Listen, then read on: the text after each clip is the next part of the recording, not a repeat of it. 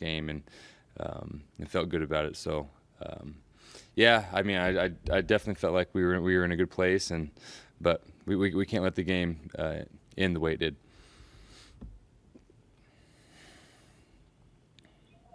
Andy, can you talk to us about that fourth down attempt with your pass to Katie?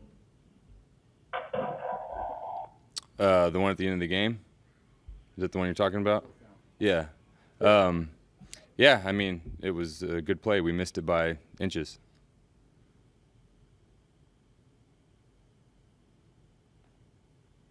Andy, can you also talk about the end of the first half, that fourth and short, and what the call was, the pass to Lamb, and what happened there? Yeah, we went forward. It was one-on-one, and their guy made the play. It was close, contested catch, and we weren't able to make it.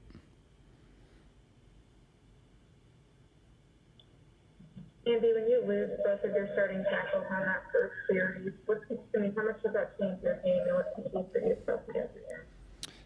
Yeah, fortunately we've had guys that have played this year and have been in there.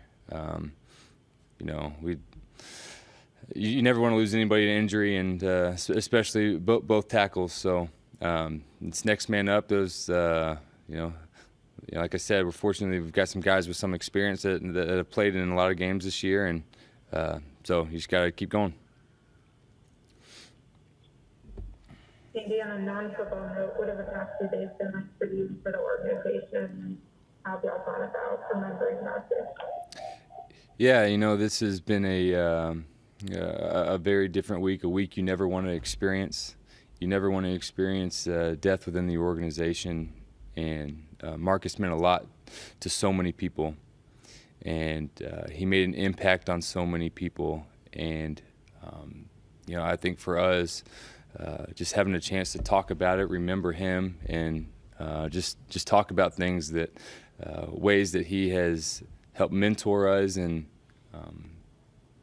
just the way he was as a man, the way he lived his life. I think that's what made him so special as a person. And so you feel for the team, you feel for his family, you feel for everybody involved, and our prayers are out for everybody, and especially his family during this time. Andy, so much of success in this league is the ability to keep an even keel. With everything that has happened from Sunday till now, has this been one of the more difficult weeks to do that, as far as managing emotions and keeping things on an even keel? Yeah, I think that's everybody's different. Everybody's experiences are different. Everybody handles things a different way, and so especially this week, you've got to find a way to push through. And I think that's something that was talked about with everybody. That's exactly what Marcus would have wanted us to do. And so, but I think when things like this happen, it's bigger than the game of football. You realize what's most important in life, and that's loving God and loving your family and loving the people around you. Questions, please, David. Yeah, Mike, can you start with the decision on the fake punt deep in your own end zone, what the rationale was there, and how that play broke down?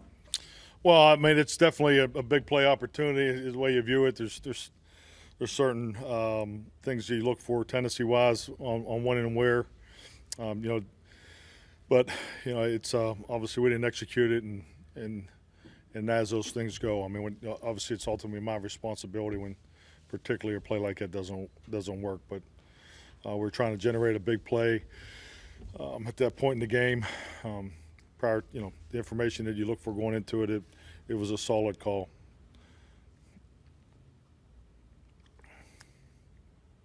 Mike, what has the last couple 24 to 48 hours been like for this team? I mean, I think stating the obvious, extremely difficult. I mean, obviously with the passing of Marcus Paul, I mean, it was, a lot of heavy hearts, but I can't say enough about our football team, about our players, the way they came out, started the game, and, we had a number of adverse things to deal with throughout the game. We just we didn't get it going to where we wanted to get it going in the second half. But you find out a lot about people in these times, and I can't tell you how proud I am as this football team. But yes, it's a week that I don't think any of us will ever forget.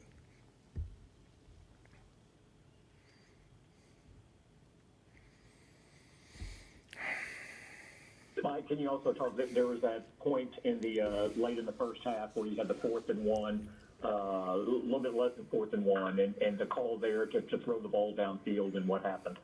It was a clean matchup. Obviously, had one-on-one on the perimeter, and obviously the result wasn't what we were looking for. I think everybody's seen what happened on the play, but it's those are plays that you look to create opportunities, and it was a good play call, and we had one-on-one on the outside, and we just didn't convert.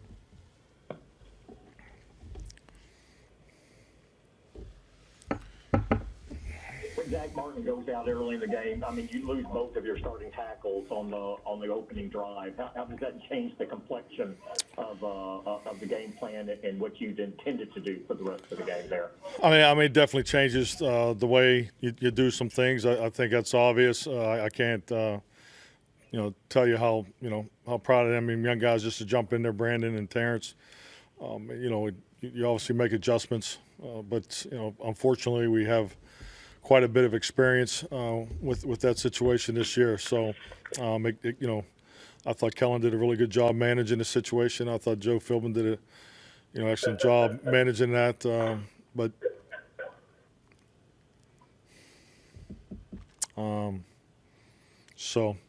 it's unfortunate that we had the injuries. Why did Adam Redmond initially enter the game as right tackle following Zach's exit as opposed to Terrence Steele there? Excuse me? When Zach exited the game, I believe Adam Redmond was the right tackle who stepped in there, and then so the next drive, Terrence Steele came in. Why was Redmond the one who got the initial call there?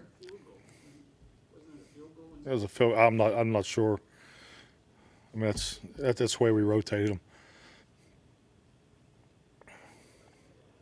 Mike, on the fake punt call, do you ever consider the negative part of it and say, okay, we're in this game, it's a 4-point game, let's just punt it and see if we can get a stop, instead of with the negative being such a big swing of emotion for them? Well, you won't get anywhere if you're thinking about negatives all the time. Obviously it was a solid play call. It's a good play design. Their gunner made a good play, came off of it. He put us in a high-low read for Cedric. So it's a play that if we hit it, obviously we're sitting here applauding. That's the nature of those plays. You can never convert them, obviously, if you don't call them and if you don't believe in them. So I clearly understood the situation when it was called. Why was a timeout called with 23 seconds left? I made a mistake on the timeout there at the end of the first half. That was clearly my fault. It should not have been called there. Mike, you were saying coming out of the game, the Minnesota game just a few days ago, the crucial need to build upon that. Do you view this as a missed opportunity that puts you in a pretty difficult position as far as the division the rest of the way? Well, I think everybody understands the state of our division. We're gonna reboot. We're gonna regroup. Obviously, everything we've had to deal with this week it's another opportunity. It's a division opportunity. We understand it, how important division games are. But the fact of the matter is we play Baltimore in 7 days and we'll be ready to go. Sorry, Mike, just to clear that up, on the 4th and 9, you're saying you believe that's a solid play call and the risk doesn't even factor into it because that's negative thinking? I'm fine with my answer before. Yeah, I mean, there's obviously film study goes into the call, when to call it. But yeah, when you call it, you obviously are looking to convert it. You obviously understand on 4th down calls what your options are. You either convert it, you don't convert it. You always know that going into the, there's flow of the game. All those things are factored in that decision. I'm very confident in our players. Put them in a position to make big plays. Mike, what was the issues with your run defense today? Well, we didn't. We had some things where I thought that it was up and down a little bit there in the first half, and I thought they did a good job capturing the line of scrimmage there in the second half.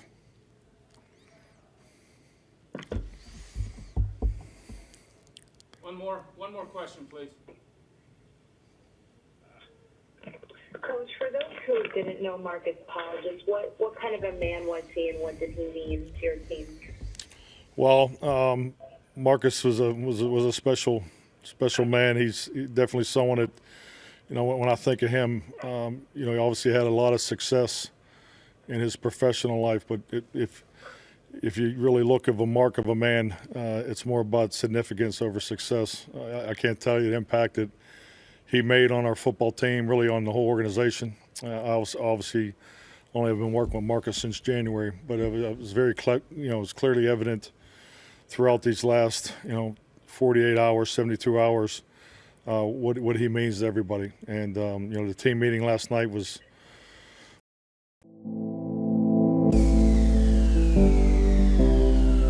Thank you.